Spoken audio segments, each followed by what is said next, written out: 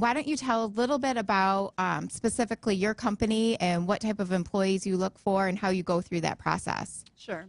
So we are a local engineering company, been in business over 20 years out on the west side of Lansing, and we look for engineers. But in addition to that, we partner with businesses that have needs for skilled trades. So they may be looking for engineers, they may be looking for skilled people in manufacturing, engineering fields, things like that.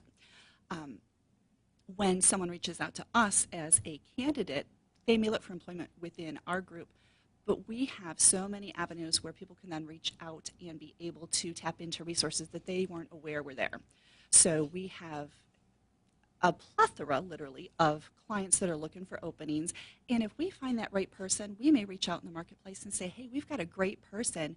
What's your scope of opportunity right now or in the near coming future? And we've been able to, I know you and I talked, it's like matchmaking to be able to find a qualified candidate in a company that has a need and be able to put those two people together. Now, really quickly, let's talk about the fee, because that's the thing. I mean, I often think about with a recruiter, how much do I have to pay you to help me find a job? Or from the employer side, how much are they paying you to find the perfect candidate for them? Sure.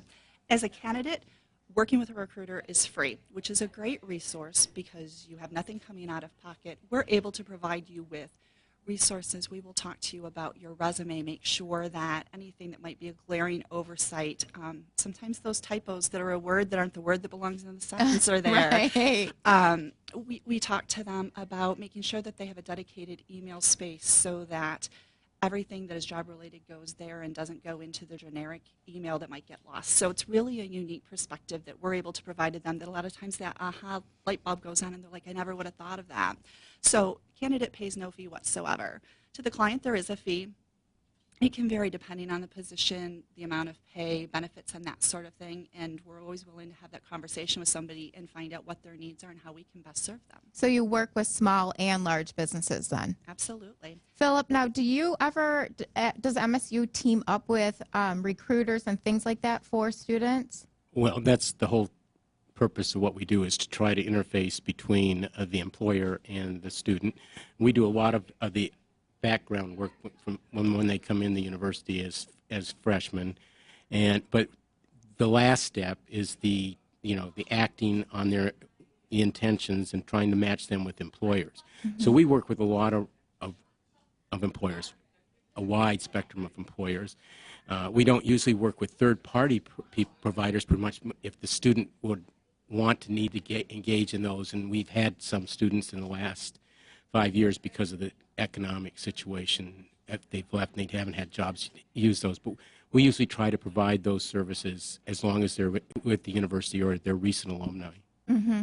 I would think with MSU's excellent engineering program that there would be a lot of students coming out there already employed or having things lined up. Well, it's not just engineering, it's across the board. I mean, the students that are prepared and have taken time during their 4 years there to do the things that they needed to do to get the experience they needed to build experiences, not just work experience, but other that built skills and competencies, and then started a job search early.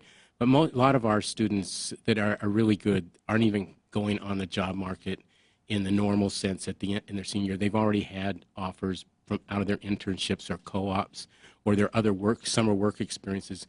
So we're seeing more and more of them students not even active in a senior year job search because so many of them are being already offered jobs by their internship employers. Now, do you help with those internships? Certainly. So if people were looking for interns, they would contact you your office? And then we send them out to the departments and the colleges that are specific to the majors that they're requesting.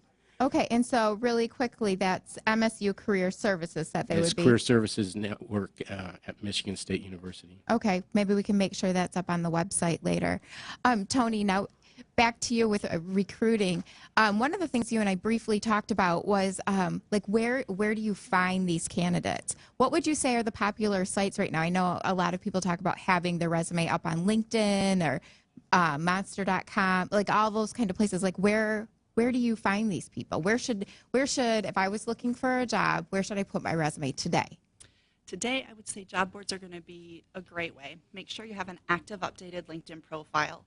that really highlights, you know, it's that 30-second elevator speech, that thing that's really going to capture when you first look at that profile to want to go and dig further. Okay. Onto the job boards as well. So the big ones, the Monsters, the Glassdoor, Indeed, all of them are also going to be places. And I would say if you're an active job seeker, the biggest advice that I can give is be responsive. You've put your information out there, you're looking for a position. Talk to the people, because that's how we develop that rapport and start finding out what you really want to do. Well,